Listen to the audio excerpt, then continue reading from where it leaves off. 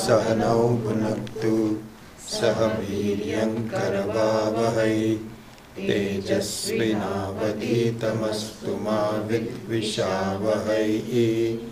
ॐ शान्ति शान्ति शान्तिः। नमः श्री शंकरानंद नमः Shri Shankaranand गुरुपादाम्बुजन्मने गुरुपादाम्बुजन्मने सविलास महामोह सविलास महामोह ग्राहग्रासैक कर्मणे ग्राहग्रासैक कर्मणे। So in the last two classes we have completed the initial introduction to what would be called Tvampadavachya, which means an introduction to the nature of the jiva, which, as you know, has three different aspects to it. So one is Sat, the second one is Chit, and the third one is Ananda. And so this completes the introduction of the jiva, Jivatma actually, not just the jiva, but the Jivatma.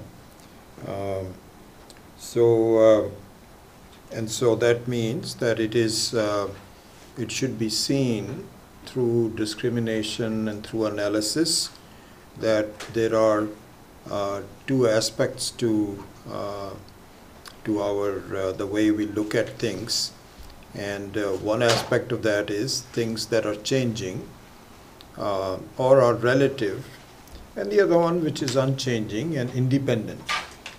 And so the nature of the Atma is that of non-changing and independent.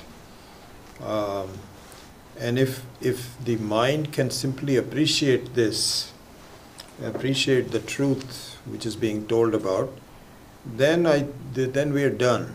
That the entire objective of who we are, because we have been around for millions of years, trillions of years, uncountable years, and so and there is a certain quest for our life. There is a certain wantingness for something. And so that wantingness will be completed once we understand that the three basic aspects of the Jivatma, which is I am not something which is endowed with Sat.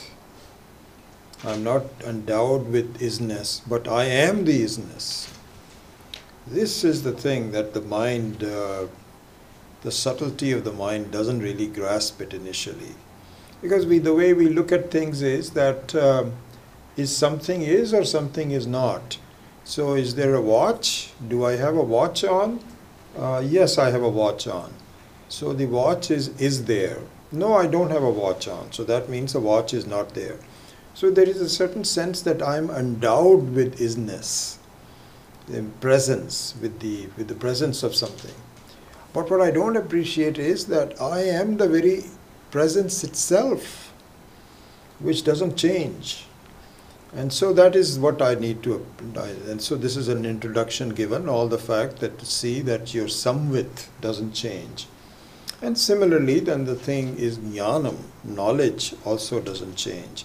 The knowledge of things changes, but the knowledge itself, samvit, doesn't change. It's the same thing. It's both the presence as well as the awareness. Then the third thing is that we should appreciate that I am not endowed with Ananda. I am not touched by Ananda as I think I am, but I am the very Ananda itself. So this is an initial introduction which the first 9 verses give. Then now another aspect of, so we go into a new topic. The new topic is that this analysis of the first 9 verses is based on logic. on logic. And now we have to look at not only the logic, but what the Shastra says is also the nature of Ishvara, of Brahman. Because that is not known to me, and I don't really understand why I'm kind of curious to see who God is and so on and so forth. But I'm more concerned about myself at this point. But the Shastra says, now that you have analyzed your own self, please also see that the Ishvara is also exactly like this. And the reason for the introduction of Ishvara into this equation is because I will have covered the entire cosmos. It is not just me as an individual that has now a better understanding of who I am, but I don't have an understanding of the whole world. And unconsciously and subconsciously that bothers me, because it is a task undone. I have not finished that. Yes, I have come to some terms with myself and I'm happy with that. But as far as what the constituents of the whole world is, that remains to be done. So here the Shastra says, by the way, the same analysis that you did for yourself also applies to Ishvara and applies to the whole world. And therefore, if you follow this logic, and so that's also not clear, that has to be stated first and then proven next. So that is the statement. He says, Itham, number 10. I won't go into all the details of each one of them. I'm just giving you some representative. So he says, Itham Satchidananda Para Atma Yuktya Tatha Vidam Param Brahma Tayoscha Aikyam Shrutya Upadishyate. So he says the same thing is talked about Param Brahma also, not just the Paramatma. Everything is all really the same. So that has to be introduced, and for that reason this topic is now given. So,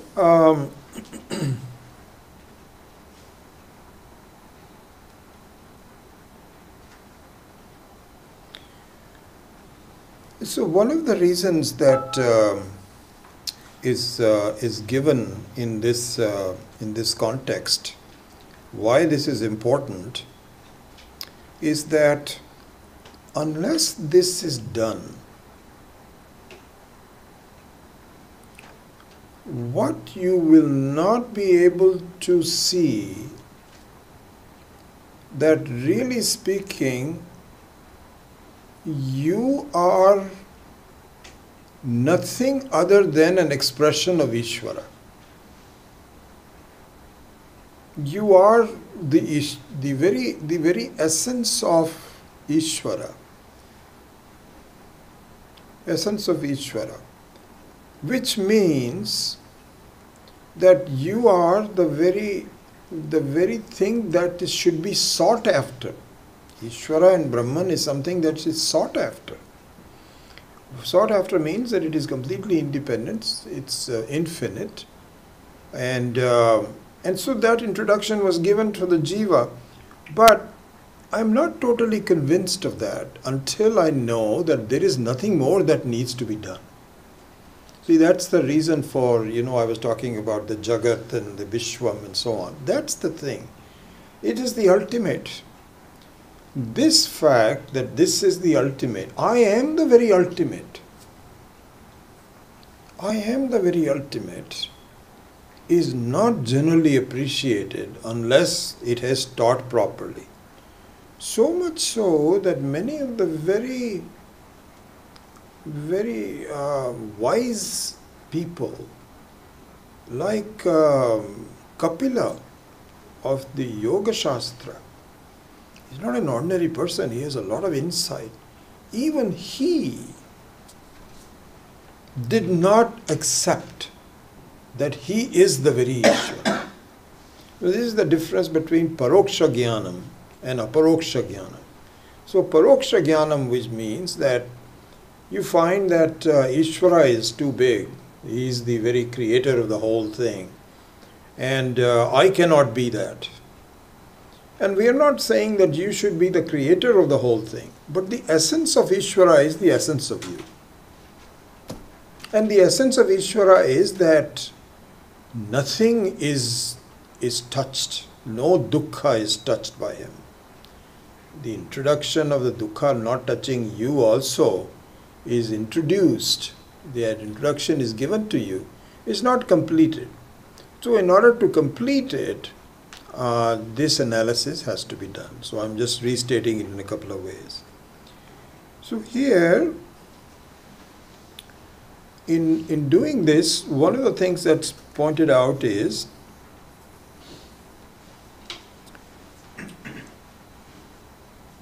that think about this, the desire to know the independence of myself. Think about the desire to know the independence of myself. Because the nature of looking for something is, if I don't know something, I don't desire it. And on the other hand, if I know something well, I don't desire it. Because I already have it. There's nothing more than I need to do.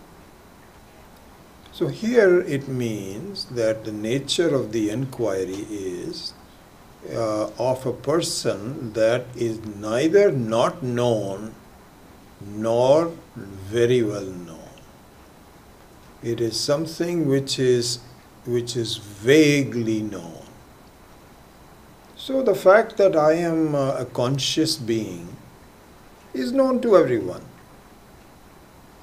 So it's not as though I don't know myself. But I don't know myself as a complete being. That is all the reason for it. And so therefore this jigyasa, this inquiry has to be continued on. And so in fact it says that in a way you know yourself, but there is some kind of a problem. Because there is lack of viveka that prevents you from really knowing yourself very well. So then the example was given was, in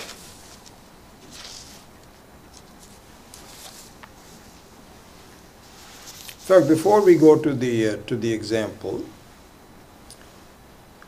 so this should be understood by the students, that sometimes the basic principles of Vedanta are not that difficult. So we think we know it pretty much what it is, Atma and all this kind of stuff. This we know it. So what more that do I need to know?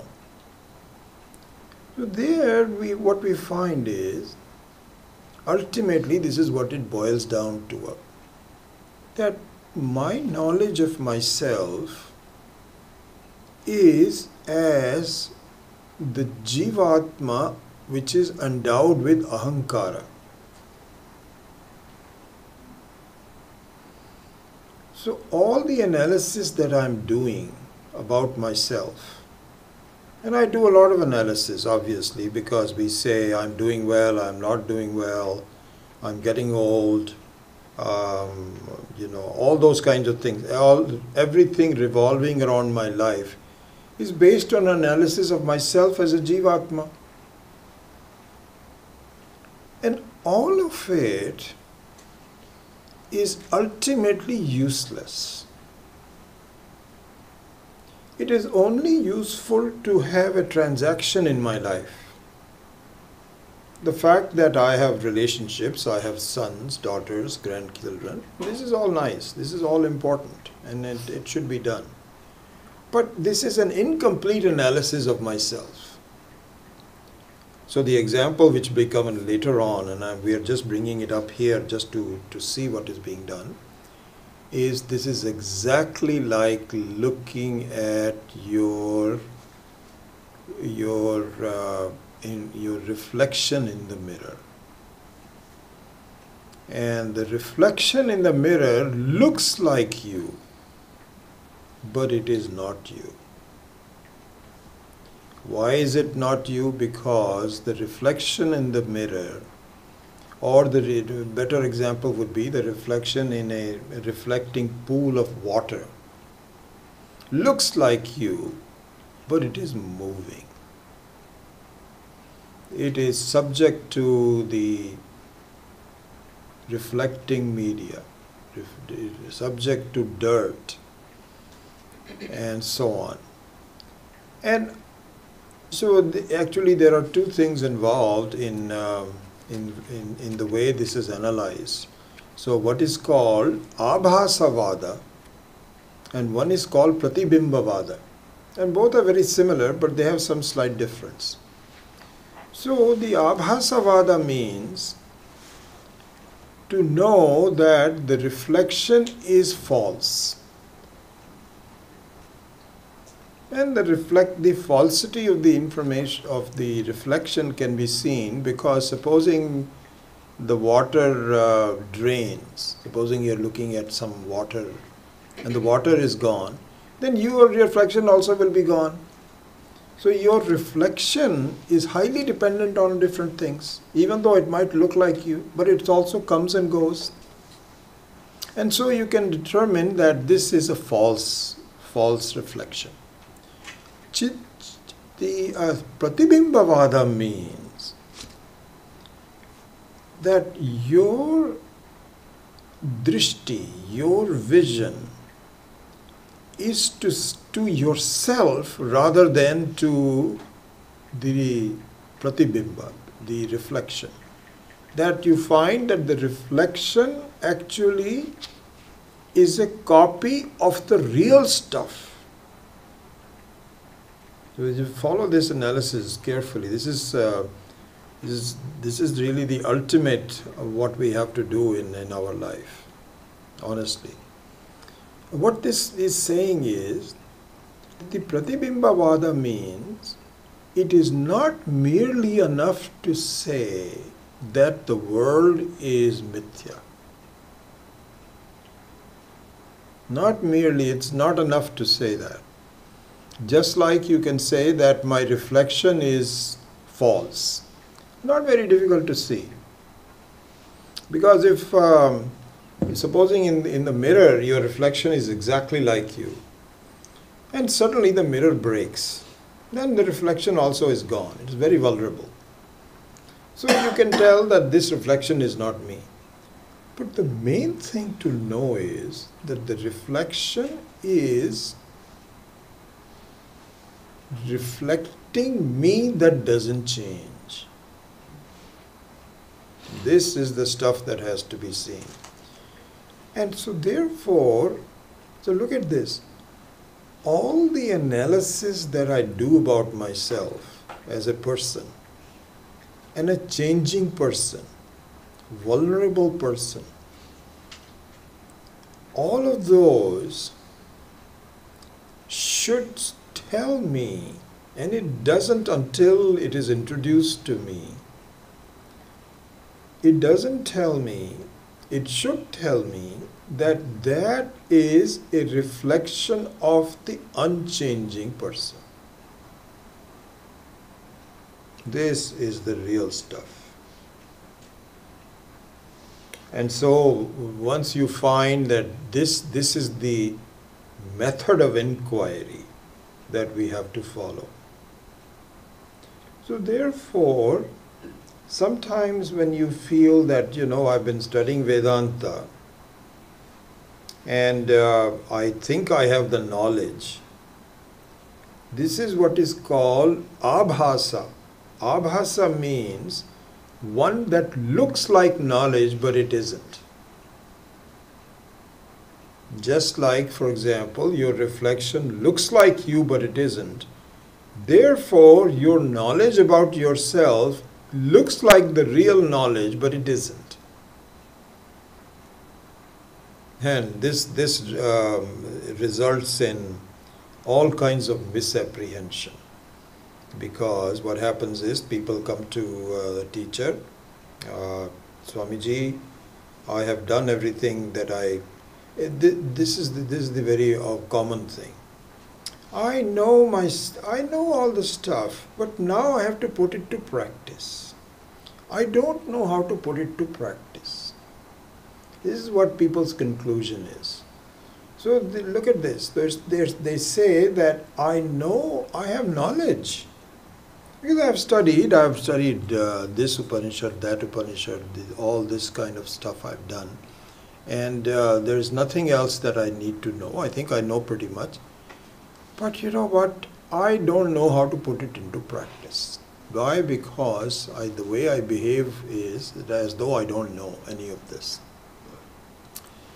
So to this, the acharyas say, your line of thinking is incorrect.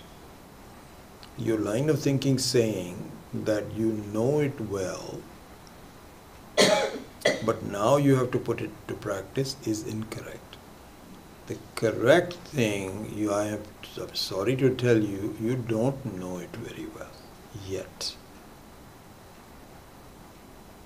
So it is not a question of putting into practice. If your conclusion is, if your behavior is that I am still a small person with problems and so on and so forth, that means you don't know it well. So you know what is called jnana abhasa. Jnana abhasa. So just like you have chidabhasa. Chidabhasa means that it's a reflected consciousness, a reflected heat. Just like that, this is chidagyanam, jnana abhasa, and it is not the real knowledge. So this is an important thing to see, because we go into a side alley which takes us away from what we need to do. And what is the side alley? Side alley is that, oh, I know it very well, but now I just have to practice it on my real life. This is the thing. But the fact of the matter is, the reason you do not practice in your life is you don't know it as well as you think you do. And so therefore, we have to keep looking for, why is it because your mind is the ultimate, it has to be convinced. It has to be convinced. Your mind tries to be very rational. And if it is still troubled, that means it is not convinced yet. So now you have to find out, what is it that I need to convince it with? What more do I need to do? Keep looking into this. So this is the method that I think we have to follow, that even though we may be satisfied with enough of a knowledge, which is fine for feeling better in your life. A lot of people, I get feedback and say, since I have been listening to Vedanta, my life is a lot better and I feel very good. This is good. I think that's a good way to say that. But the reason that you are still not completely done is because you still don't completely understand. And by just simply saying that it says in Gita that, that the body, the Atma cannot be burned, so on and so forth, and therefore I know it. No. The book knows it, but you don't know it. And so until you are able to tell this is the way it is, through your own mind and your own experience, it won't happen. So those topics are kept in mind as this proceeds. So here, the jnana abhasa is akin to both knowing as well as not knowing. You know a little bit, but you don't know a little bit. What do you mean by not knowing and not knowing? So the example given is, beautiful example, that if your child is singing in a choir and there are lots of other people singing, then you are listening to your child's sounds, but you are not listening to your child's songs. Why? Because your child's songs are obstructed by multiple people singing at the same time. And it's not as though your child is just mumbling and is not saying anything. He or she is really blurting it out very fast and very loudly, like anybody else. But still it is obstructed by the multiplicity of people singing at the same time. This is an example. If somebody says, "Did you hear your child's singing?" If you say, "I didn't," you are not telling the truth. If you say, "I did," you're not telling the truth. See, this is the thing. So you can say, "I kind of sang it." My granddaughter, when she went to Carnegie Hall, and part of it was we had told our family, my sister in New Delhi, that we are going to, this is last, I forget where it was, in May I think it was. And in fact, so funny because they are having a rehearsal for the next visit just now.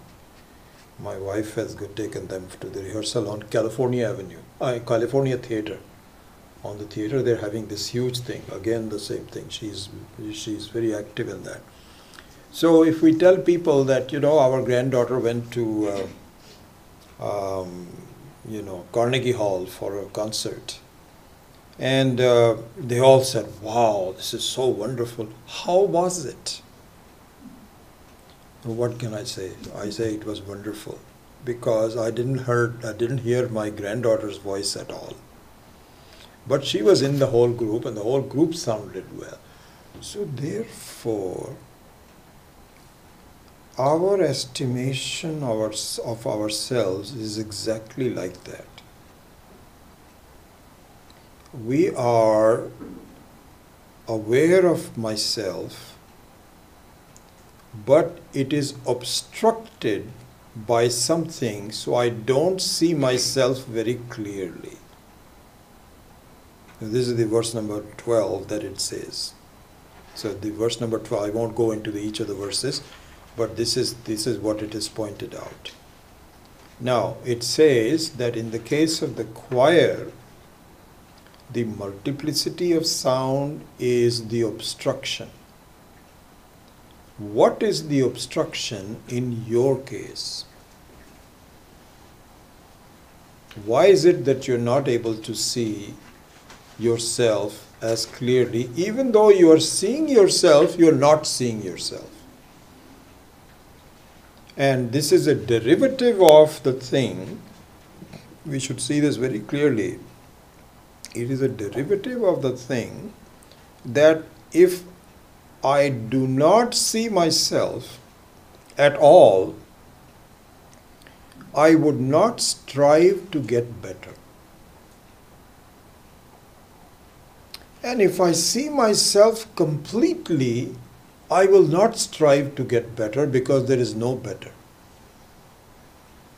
So therefore, I see myself little bit in a confused way, but not clearly enough. This is the thing. And in our case, what is the obstruction? Equivalent to the multiplicity of voices in a choir. This is called Anadi Avidya. Anadi Avidya means ignorance.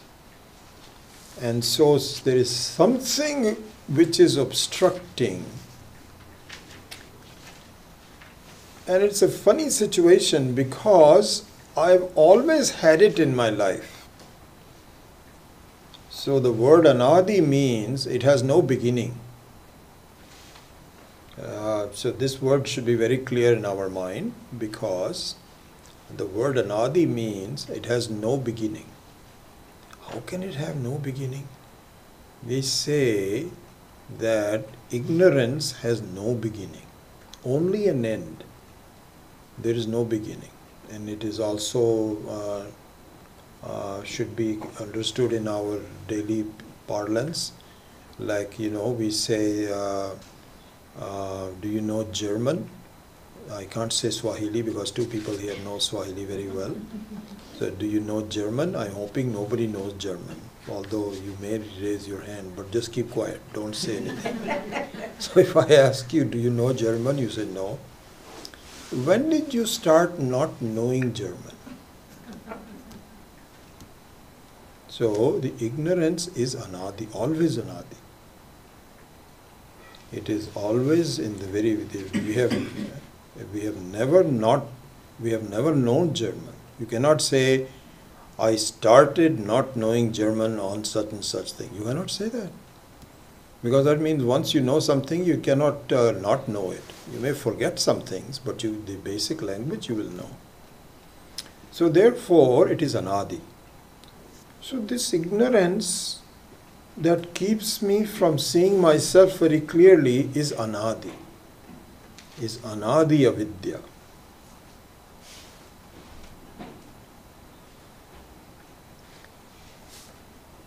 And this anadi avidya is what is keeping me from seeing myself very clearly.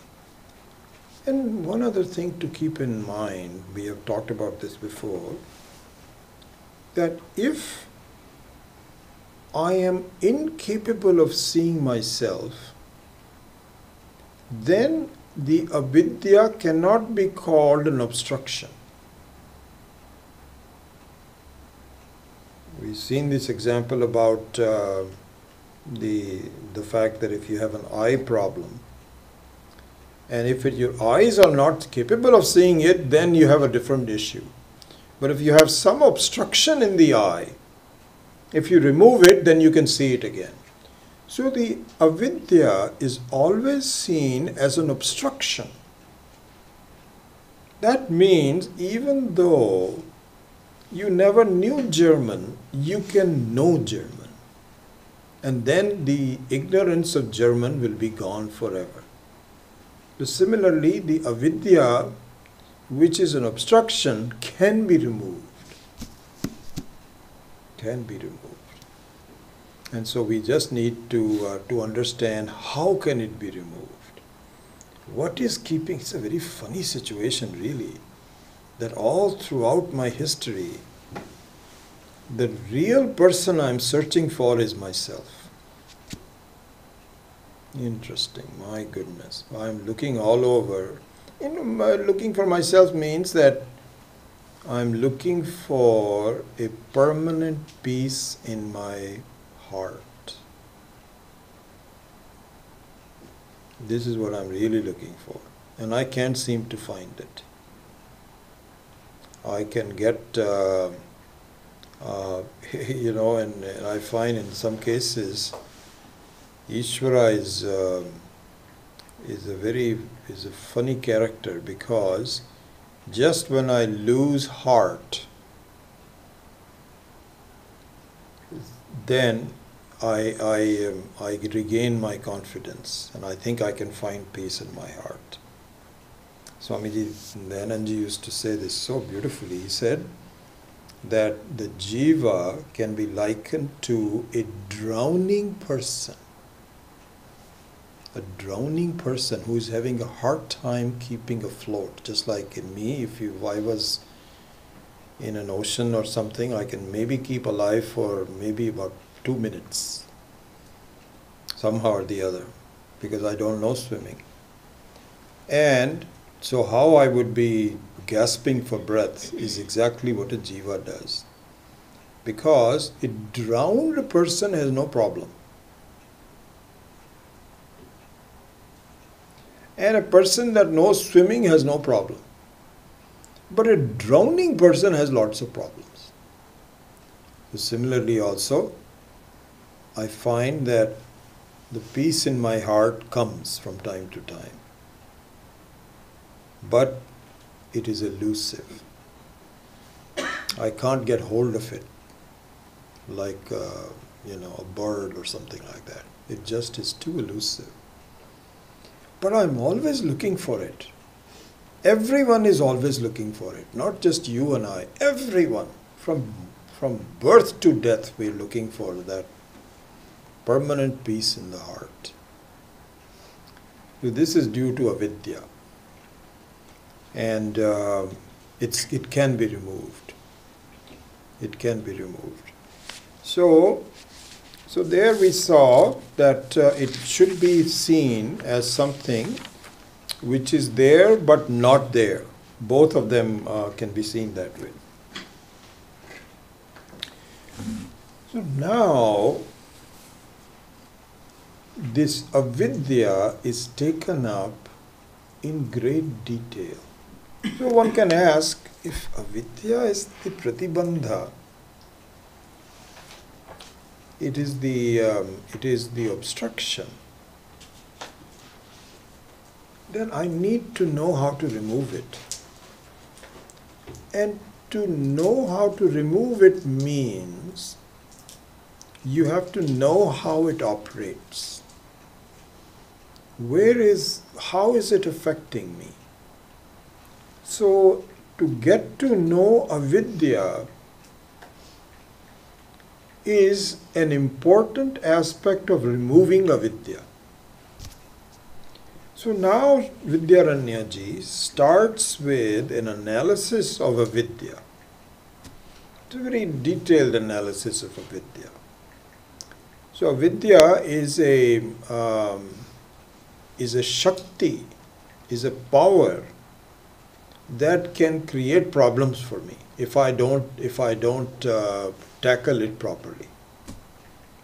And very similarly is to the fact that if, for example, it is completely dark in this room and light goes off and there's not even my cell phone light to guide me or nothing, no matches, no nothing, I can get hurt if I am not careful, because there may be a staircase that I didn't see, or maybe a piece of furniture that obstructs me. And the furniture and the staircase doesn't want to hurt me, but if I'm not careful about it, if it's darkness, then I can get hurt. So the avidya is exactly like that. It is not out to hurt you, but you have to tread carefully and understand. I mean, even if there is a slight little bit of light, that is enough for you to negotiate. But for a full light, you need more knowledge, and that is possible to remove avidya completely. So just like sunlight in the morning and sunlight without fog, then you have a complete idea of what is happening. So an analysis of avidya is now started with verse number 15. And see, because one of the things that confuses me about living is that I don't know how to have peace in my mind. Because sometimes I'm calm, I have peace in my mind. Sometimes it leaves me. Sometimes I get very frustrated with myself. Sometimes I have not frustration, but a sense of incompleteness and a desire to keep going. So there are different aspects of myself. So I need to understand, who am I? Because it confuses me. Am I a good person that occasionally gets bad, or am I a bad person originally that occasionally gets good? All those kinds of thoughts come to me. What makes me tick? How am I compared to the other people? And it also, the grass always seems greener. Everybody else seems happier than me. And so all these confusions come in. And so an analysis of the various factors in my life where I can see why the changes occur like they do is an important one. So for that reason, a systematic analysis of what constitutes the avidya, what constitutes this prakriti. So prakriti, which means, as you know, prakriti is, we went through this word, it's very impressive how this was brought out by Swami Vidyaranya and Swami Maheshanandji. So kriti means a composition, isn't it? A kriti means some kind of a composition is called a kriti. And we are impressed by the kritis, various human kritis. People compose poetry and drama and music and so on. It looks, wow, amazing. Kalidasa, his compositions, and Shakespeare. These are all called kritis. Prakriti means prakarshena kriti, means extremely well done.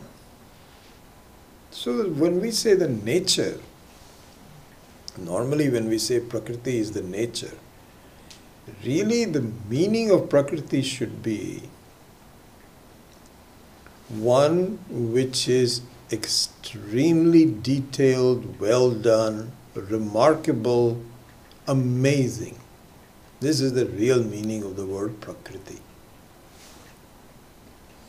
So the avidya and then the Maya Shakti, all the same thing really, is something that needs to be analyzed and understood in great detail, and it requires a lot of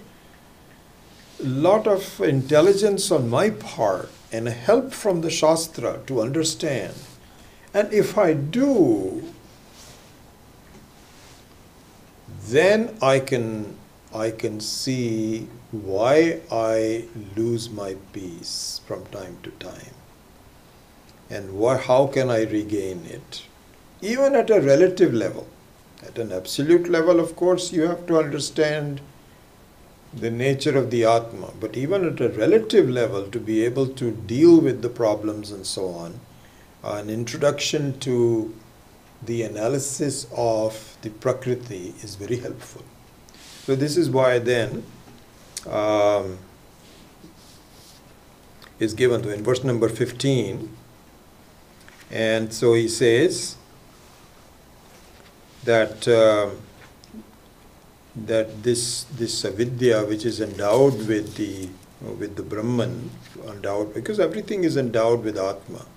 Without Atma and Brahman, nothing becomes real. So what gives reality is the Brahman. But what the reality is given to can be different things. So here it is avidya. So avidya has three gunas, as you know, tamas, rajas and sattva.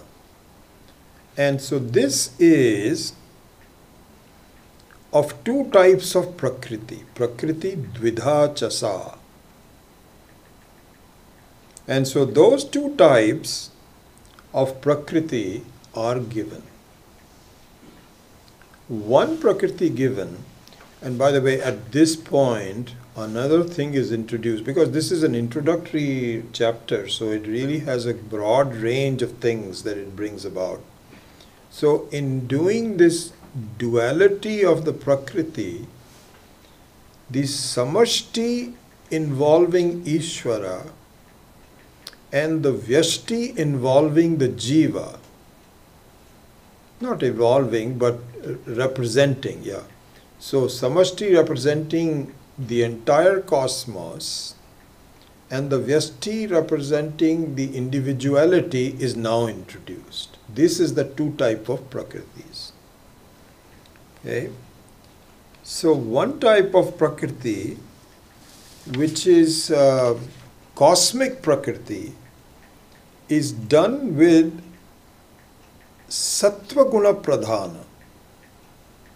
Out of the three gunas, the Sattva Guna Pradhana creates the cosmic energy, the cosmic relationships. And that is what is called Maya.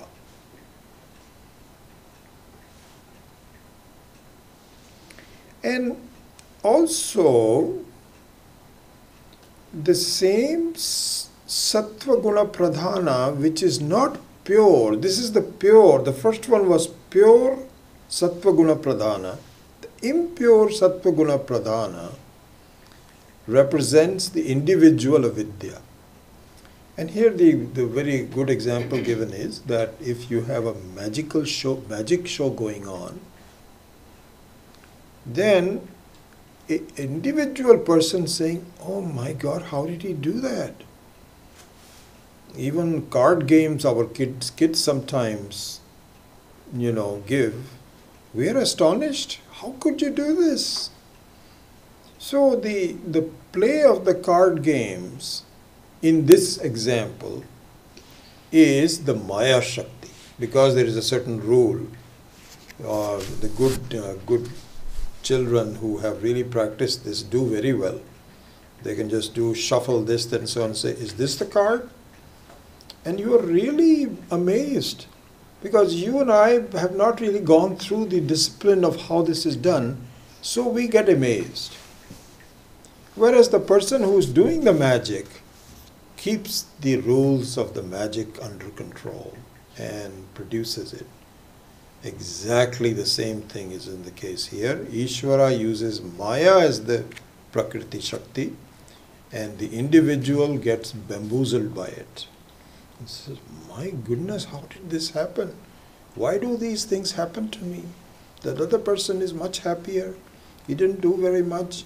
And look at me. All these kinds of complaints and so on and so forth is done by the individual. And these are the two forms of the same Prakriti. One is the magic wand maker, and the other one is the one who is affected by the magic. So this is introduced as part of that. Number 17 also goes through this, the same thing. Then, another aspect of this avidya, the Maya Shakti and so on, is how this is represented by the individual in the form of the three avasthas, the three sthanas, and the three bodies that we have. And so there were given that both the software and the hardware of the human being is made out of the same material, but just some different order is used. That's all. So just like, for example, you make a solid out of a liquid. So similarly, the sthula sharira, which is the body, is made out of really the sthula elements, whereas the mind, which is the subtle body, is the software, is made out of the same elements but in a different form. So really, therefore, Ishvara only uses the 5 basic elements, which is Akasha, Vayu, Agni, Apaha and Prithvi. And so these 5 things, along with the 3 gunas, Rajas, Tamas and Sattva, provide the various combinations that occur. So this is how avidya presents itself in the form of Prakriti. So all that is now given. Ishwar, how it presents itself in various forms. And then of course it represents the 3 avasthas. So you have a Jagrat avastha, and you have a Sushupti avastha, and then you have a Swapna avastha. All three of them are also given as part of that. And then the process of how this is done was also discussed in the form of panchikaranam. So this is what is called grossification. So grossification means that you have these 5 elements that are in a pure form by themselves, and then in a way they interconnect with others to form the sthula sharira. So for example, you take any one of them. Let's just take water. So water has a purified form of water, but it also has a little bit of heat in it. It also has some dust particles in it. So Prithvi is also there. And then the flowing comes from the Vayu. And so the water that you see is really a combination of all the 5 forms. So how that is done, basically what it really means is that as you begin to understand the structure of the Srishti, you find that there is a method how this is done. And at the end it is said, please don't get upset by this, because this is how the whole Srishti is done, and it really does not affect you. So a lot of your problems are because you don't understand how this is done. Why me? And so once you understand why me, then karma phala is also included. So all of these things are done in a lot of detailed form, in the form of the analysis of the avidya, of the prakriti of the avidya. So that in number 19, sattva amshaihi panchavihi tesham, all of that is given. Then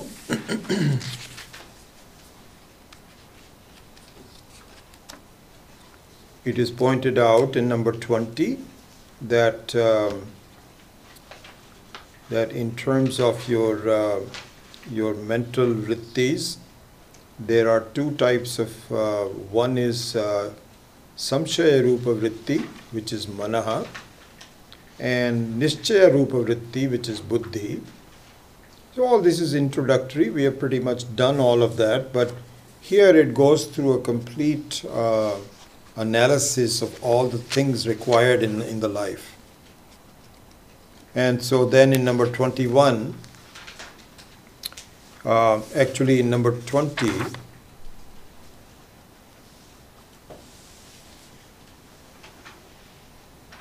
so in the 20 was antakarana, and then in number 21, how the organs of actions are created, vak, pani, charana, payu, upastha, etc., all of that.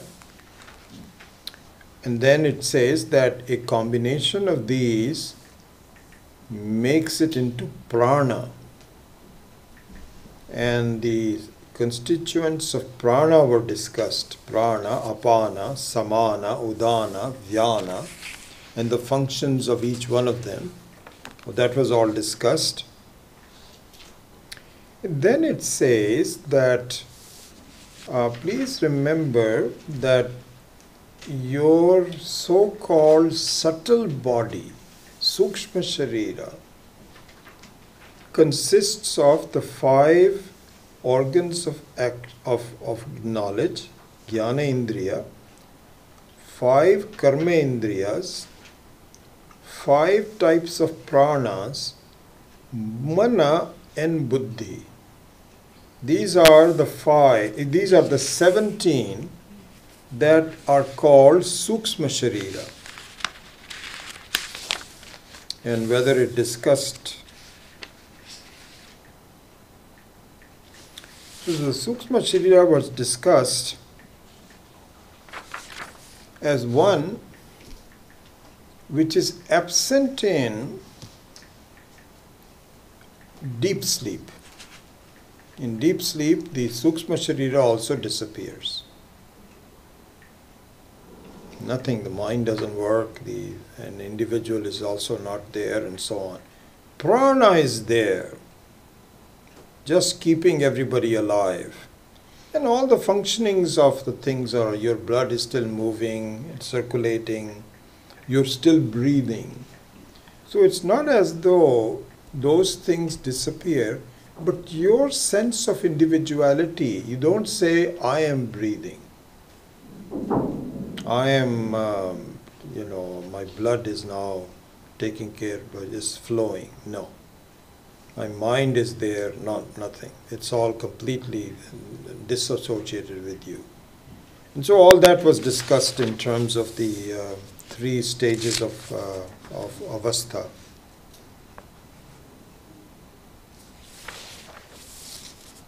Then in number 24 and 25, the distinction between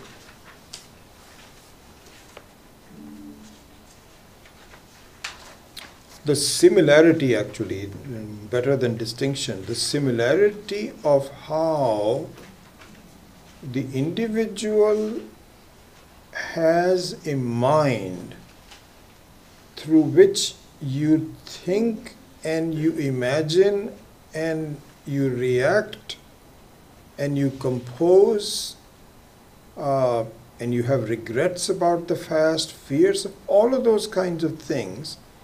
This is what is called Taijasaha.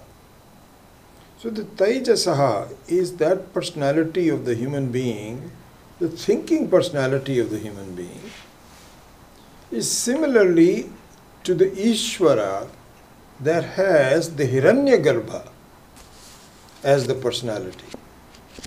Very similar to that. One is the entire Vyashti, an entire Samashti, and in the individual case it is the Vyashti. And so the similarity between the total and the individual should be seen at every step of the way. They are not basically any different. So those two were talked about.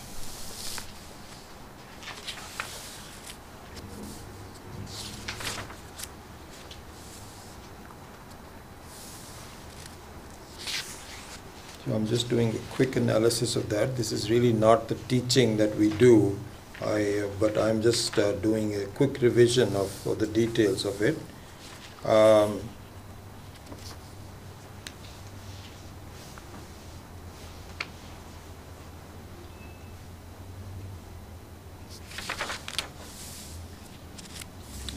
One thing which was talked about, and it's worth repeating, is that so the Vishwa, the entire Jagat, is composed in order for you to fulfill your desires and have experiences. So we have a desire to transact and to deal with people. And the elements necessary for those desires to be presented are all given in the Vishwa. So the 5 sense organs have their corresponding objects. And so, which is what is called Bhogartha. Bhogartha means that whenever you are born, you come with certain desires.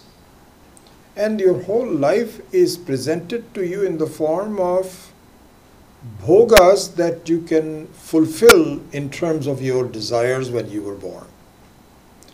But in the process, what happens is that your desires continue on after your life is almost over. Because you feel, I wish I had done this, I wish I had done that. Next. Either you'd either do it subconsciously or consciously. Many of on the Westerners, for example, that may not believe in life after death, okay, they still have certain unfulfilled desires. Whether or not it will come about, they may not look at it Easterners, for example, have already an embedded sense that I'm going to be again there somewhere, and therefore, what is it that I need? I remember having talks with my mom many times, and when she was in her late stages of life, and she used to tell me, I used to ask her, how are your thoughts? What do you think about things, and so on and so forth. And she had absolutely no doubt. She was not a scholar of Vedanta or anything like that. She had not studied, but she was well read. But she had no doubt that she was going to be born again. And her entire thinking was, I am just wondering where I'm going to be. Really, that was it. And who my new parents will be, where will I be? She says that's all I'm thinking about. And so really and then of course you have certain unfulfilled desires. That next time I will be. A lot of the people say that. My gosh, this person has such a rich life. That's who I want to be in my next life. Rich life means not money-wise, but in terms of the richness of experiences and so on. So, you look at people and you feel, well, I didn't get those talents in this life, but I would like to try to do that for next life. And so anyway, you have a continuation of desires, and Ishvara makes sure that you have a chance to fulfill them. And so this is how the whole Prakriti, the whole Vishwa is made.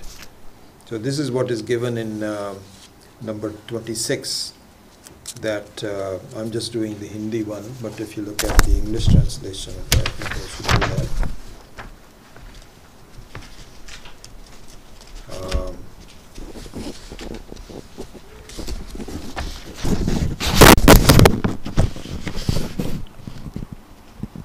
So the Panchikaranam, the grossification of each of the 5 elements, is for the experiences of the jivas. Okay, translation could be better. Okay, so that is all given in number 26.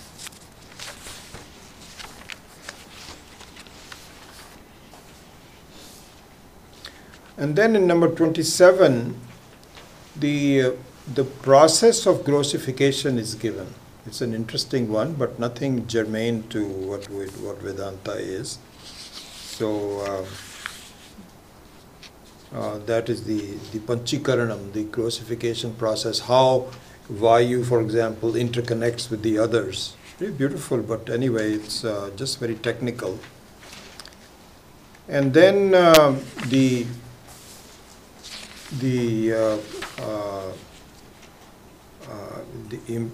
the reason why the Hiranyagarbha, not the reason, but the way the Hiranyagarbha becomes Virat, how the thoughts become grossified into bodies, that is all discussed in number 28. That was all done.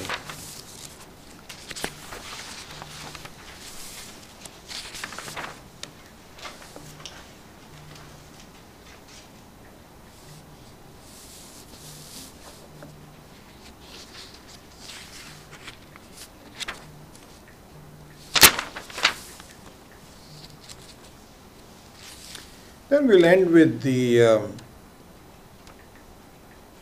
with number 30 and 31,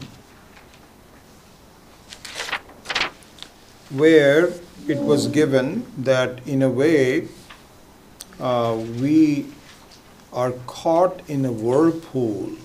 Remember we had that discussion in the beginning, where essentially you are powerless because one thing leads to the other, and then that thing leads to something else, and then the life is over, but your quest is not finished, so you start all over again. So in a way, you leave one whirlpool, but there are other whirlpools around, and you go into another circle. So that example was given. And finally what was pointed out was that some kind person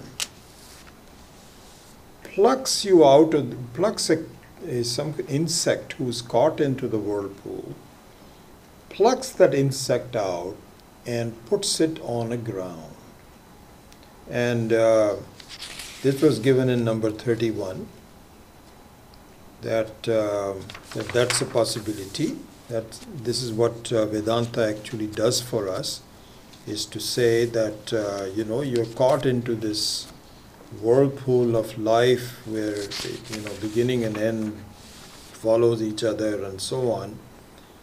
And then the process of how the teaching works, in other words, how this person lifts the kida from the whirlpool, is now begun in verse number 32. So that's the